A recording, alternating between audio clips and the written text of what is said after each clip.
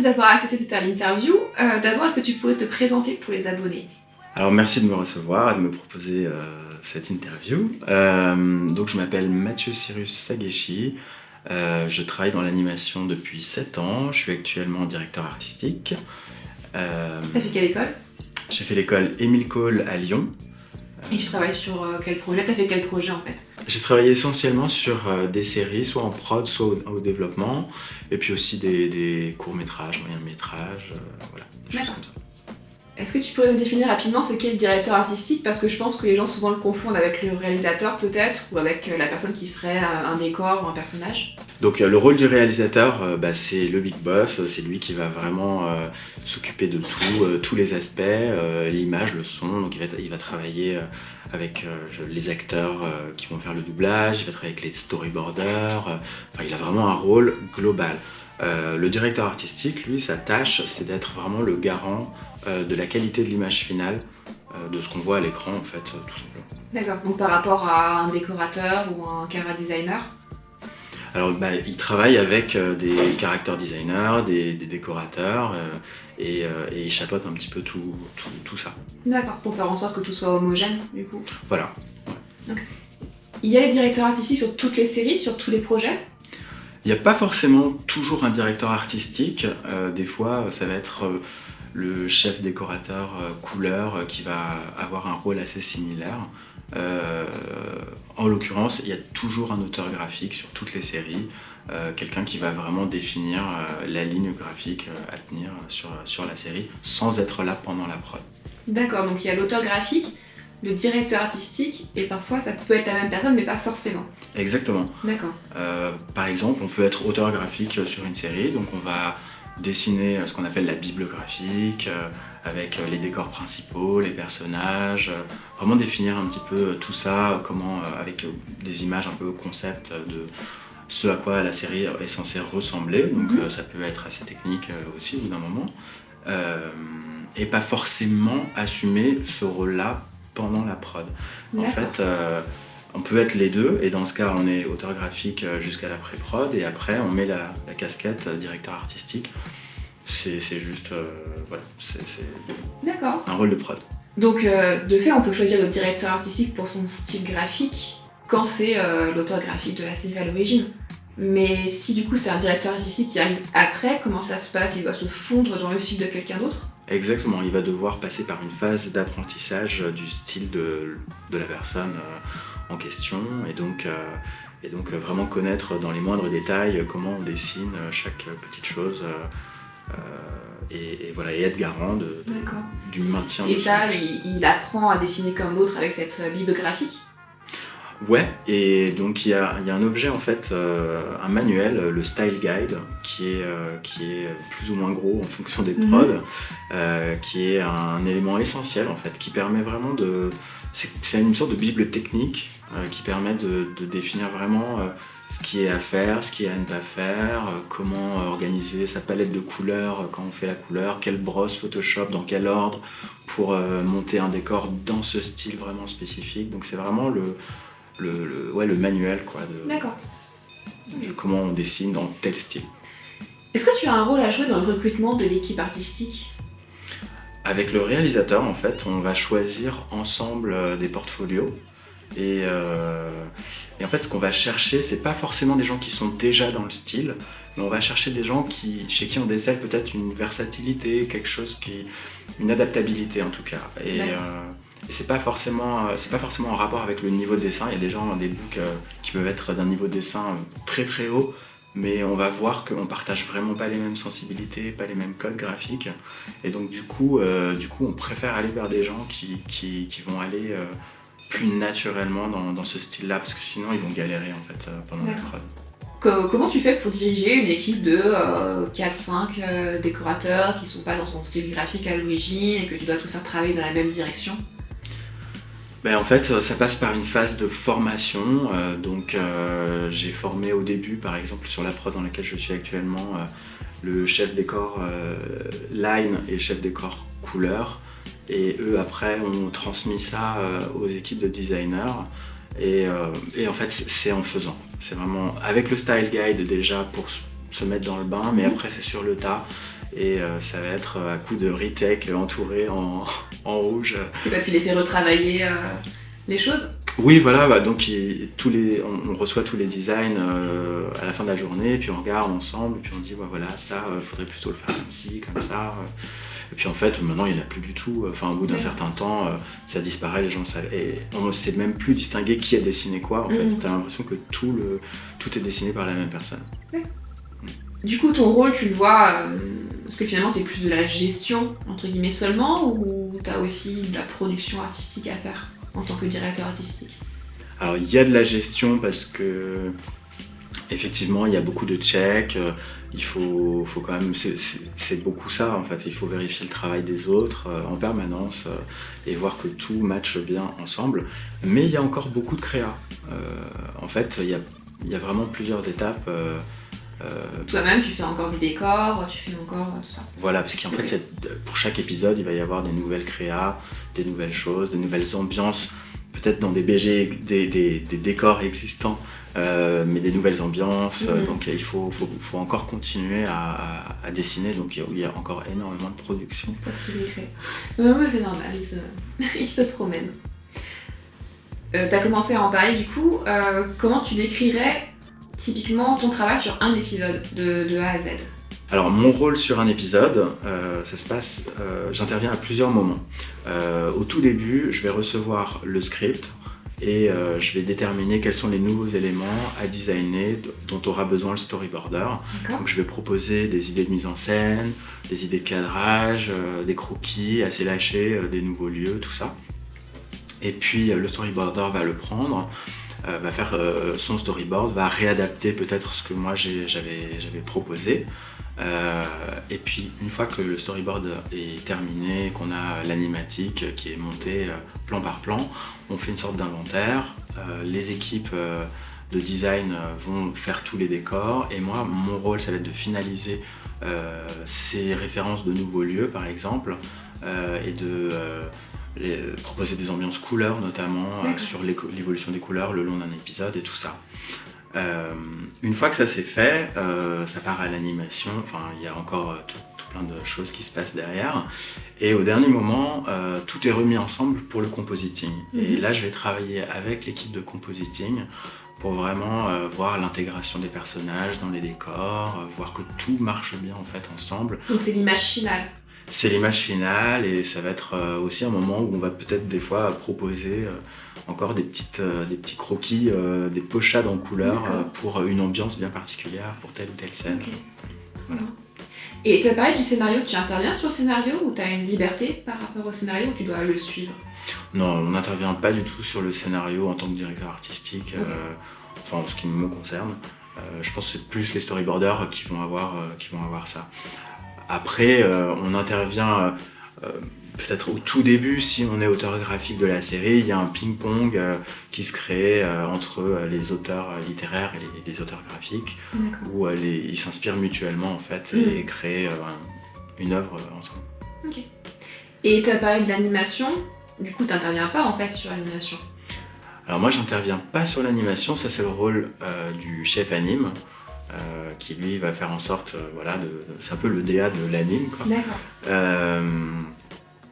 Par contre, mon rôle à moi, c'est de mettre en valeur au maximum l'animation et de faire en sorte qu'elle soit lisible, de faire en sorte que il n'y a rien qui gêne l'animation dans l'image.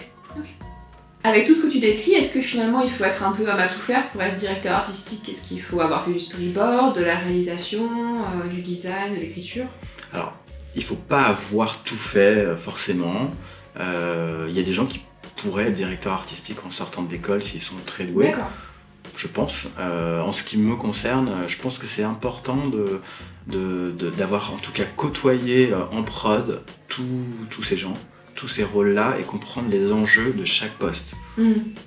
C'est quand même important, si on veut avoir une vue d'ensemble quand même sur ce qui se passe, même si on n'a pas été border et tout ça, on comprend. Il faut quand même avoir de l'expérience pour faire ce poste. Je pense que c'est mieux. Ouais. Quels seraient pour toi les points importants ou principaux à définir et à garder en tête pour avoir une charte graphique dans une série? Je pense que le plus important, ça va être d'élaborer un style qui soit en adéquation avec le ton littéraire de la série. D'accord. Ça, c'est le plus important.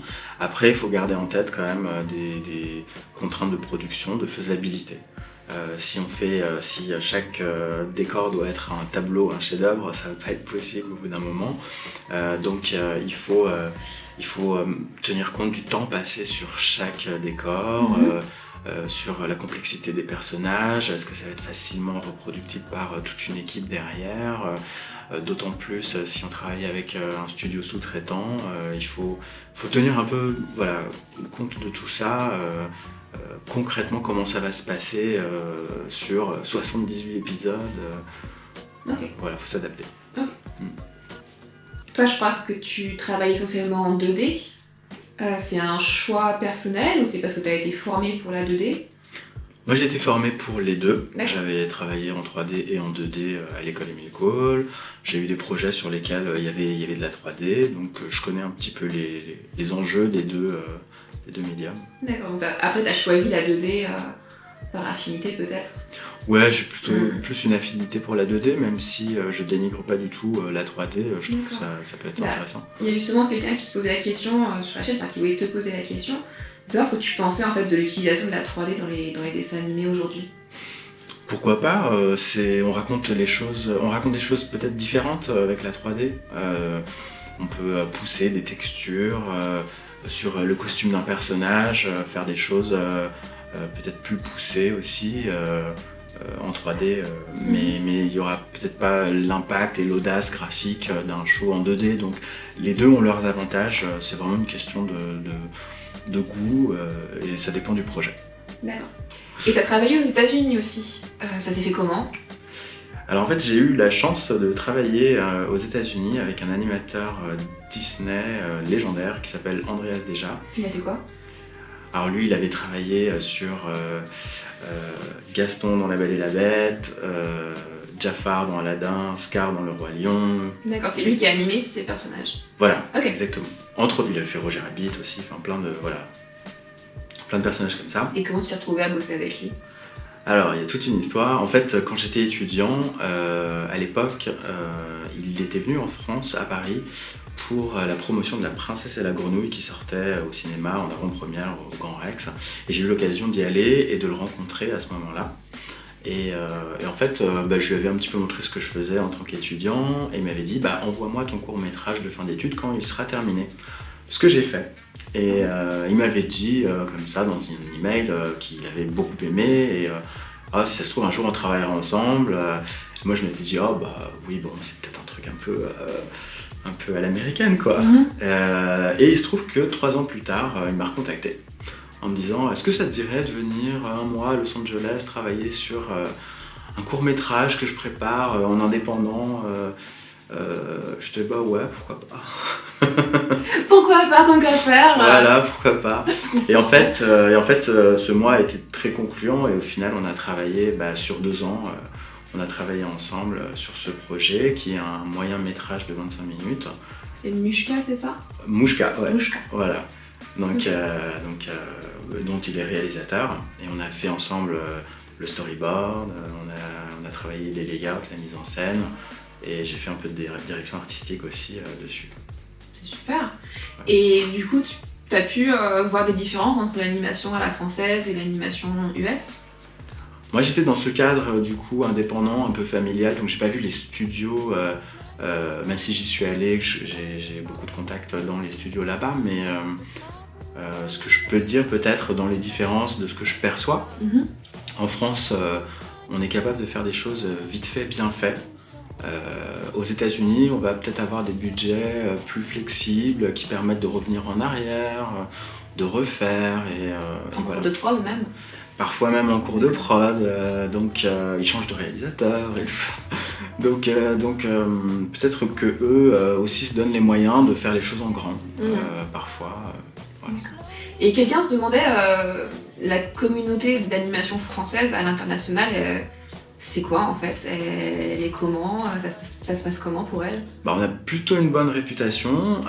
Les animateurs français s'exportent assez bien. Oui, il y a beaucoup de Français à Los Angeles d'ailleurs, puis un peu partout d'ailleurs dans le monde. D'accord. Et il y a un style à la française d'après toi? C'est vrai qu'il y a un style à La la French française? Touch. Ouais, alors je sais pas s'il y a un style à la française, d'autant plus qu'aujourd'hui avec Internet il y a une vraie uniformisation des tendances, il y a des tendances mondiales un petit peu qui émergent comme ça et donc bon, c'est intéressant, mais ce que je peux dire peut-être sur la France, c'est, je sais pas s'il y a un style français, mais en tout cas il y a une culture française. Peut-être qu'on a la chance de vivre dans un pays ici où on est exposé à la culture en permanence dès qu'on sort de chez soi, de partout, il y a des musées, voilà, on a un système éducatif aussi qui est comme ça et je pense que la culture française se ressent dans nos œuvres. D'accord. Et les productions françaises à l'étranger, comment elles sont perçues? Bah, il va y avoir des projections, par exemple, de films français, genre Tout en haut du monde ou Le Grand Méchant Renard, dans des studios qui font des choses très mainstream, comme Pixar, ou Disney ou DreamWorks. Et en fait, ils envient vachement les Français de pouvoir travailler sur des projets qu'eux considèrent presque indépendants, quoi, ou expérimentaux, je sais pas, parce que nous, on peut avoir ça, et nous, on s'adresse... des fois on fait des films un peu d'auteur qui s'adressent à des niches qui sont hyper intéressants parce que graphiquement on peut tester à chaque fois des nouvelles choses et eux ils n'ont pas tellement ça sur le marché américain. D'accord, ils n'ont pas la diversité peut-être? Ouais, peut-être. Et toi dans ton parcours, est-ce qu'il y a des studios qui t'ont particulièrement influencé, qui t'ont inspiré dans ton travail? Il y a eu plusieurs studios qui m'ont beaucoup influencé. C'est surtout en fait tout ce qui s'est passé dans les années 50, 60 aux États-Unis, Warner Brothers, UPA ou même Disney. En fait, il y a tout un tas de mes héros de l'animation, de designers en fait, qui ont réussi à implémenter dans leur travail, dans l'animation, ce qui se passait à l'époque avec le modernisme et ont vraiment pousser un peu les barrières de ce qui se faisait graphiquement. Dans quel film par exemple ça se verrait? Alors dans beaucoup de courts-métrages, il y avait beaucoup de courts-métrages expérimentaux et puis après il y a même dans des Bugs Bunny en fait, dans des trucs comme ça, il y a des super designers qui ont travaillé, genre Maurice Noble, je pense mes héros c'est Tom Oreb, Eyvind ou Walt Peregoy qui étaient voilà, des excellents artistes, des excellents peintres et qui ont amené quelque chose de très pointu dans l'animation. Pour commencer un peu à conclure l'interview, est-ce que toi tu dirais que maintenant tu t'éclates en fait toujours autant que quand tu as fait par exemple ton film de fin d'études, c'est Trevor, c'est ça? Qui était adapté en plus d'un livre que tu as fait et illustré. Tout à fait. Est-ce que tu t'éclates toujours autant? Je m'éclate toujours autant. On en apprend tous les jours en fait. Donc c'est deux choses différentes en fait. Quand on est étudiant, on est un peu dans un cocon, on fait son film et c'est magnifique. On est avec les autres étudiants, il y a une émulation et voilà, mais on fait un peu les choses tout seul.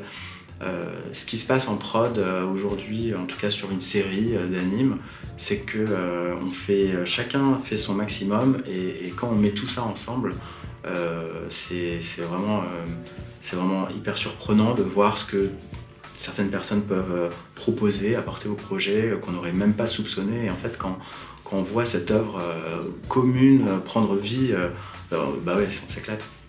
C'est ça que tu préfères dans ton métier? Ouais, je crois que c'est vraiment ça que je préfère. Ouais. Cool. Et du coup, qu'est-ce que tu aimes le moins dans ton métier? Ce que j'aime le moins, c'est donner des retakes. C'est-à-dire devoir entourer au feutre rouge les choses qui vont pas, qu'il faut refaire, parce que je sais que derrière, il y a des heures de boulot, mais des fois, quand ça correspond pas, il faut refaire. Mais ça, j'aime pas. D'accord. Ouais. Tu penses que tu vas te diriger vers quel type de projet à l'avenir? Il y a des trucs qui t'intéressent? Tu voudrais évoluer vers quoi?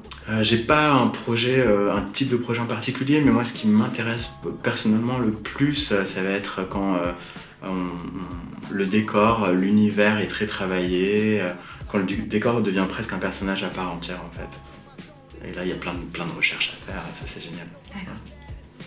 Quels dessins animés t'ont le plus marqué, même quand tu étais enfant? Quand j'étais enfant, ouais, c'est sûr, c'est les 101 Dalmatiens, parce que j'adorais le générique et tout, avec des multiplications, des tas de choses très graphiques, je trouvais ça génial. Et encore aujourd'hui, je trouve que c'est un des films qui tient le plus la route parce que on peut mettre pause sur n'importe quel frame du film et en fait c'est parfait parce que les décors sont traités exactement de la même façon que les personnages, donc on dirait que c'est une illustration à chaque fois et pour moi c'est la direction artistique la plus cohérente qui existe. D'accord. Il y a une question spécifique d'un abonné, je te la lis. Que penses-tu de Steven Universe et du travail de Rebecca Sugar? Rebecca Sugar qui est donc la créatrice et réalisatrice de Steven Universe. Alors j'adore Steven Universe pour plein de raisons. Déjà la direction artistique de Kevin Dart qui est magnifique.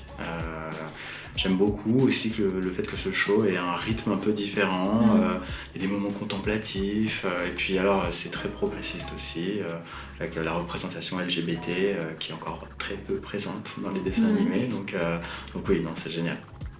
Une autre question aussi très précise à laquelle j'aurais quelque chose à dire. Mathieu, que réponds-tu à la question à la base de cette chaîne? Les dessins animés c'était mieux avant. Alors je voulais juste te dire que c'est pas la question à la base de cette chaîne, c'est juste la question de la première vidéo. Mais après c'est pas pour ça que je fais cette chaîne. Mais dis-nous, est-ce que les dessins animés c'était mieux avant? Je pense que c'est une formule qui est empreinte de nostalgie. Je sais pas si c'était mieux avant, moi je trouve qu'il se passe énormément de choses très intéressantes qui n'étaient pas possibles techniquement avant. Pour donner un exemple précis, je sais pas, Gumball par exemple, où c'est un vrai collage entre 2D et 3D, il y a plein de choses, enfin c'est fou quoi. Donc non, c'était pas spécialement mieux avant. Et dernière question, est-ce que tu as des dessins animés à nous recommander, à recommander aux abonnés de la chaîne? Un truc très court que les gens peuvent regarder, je pense, c'est le court-métrage Lorenzo de Mike Gabriel, qui est justement un mix de 2D et de 3D, qui est magnifique. C'est Disney, c'est ça? Ouais, c'est Disney, ouais. Encore. Voilà. Ok. Bah Mathieu, merci beaucoup d'avoir fait l'interview avec nous, je crois que c'était très clair et c'est super intéressant. Merci à vous tous d'avoir posé vos questions qui étaient aussi très intéressantes, il y a vraiment eu plein de questions, j'étais super contente. À la prochaine. Ben, merci à toi. Et à vous aussi à la prochaine pour d'autres interviews, d'autres vidéos. Salut!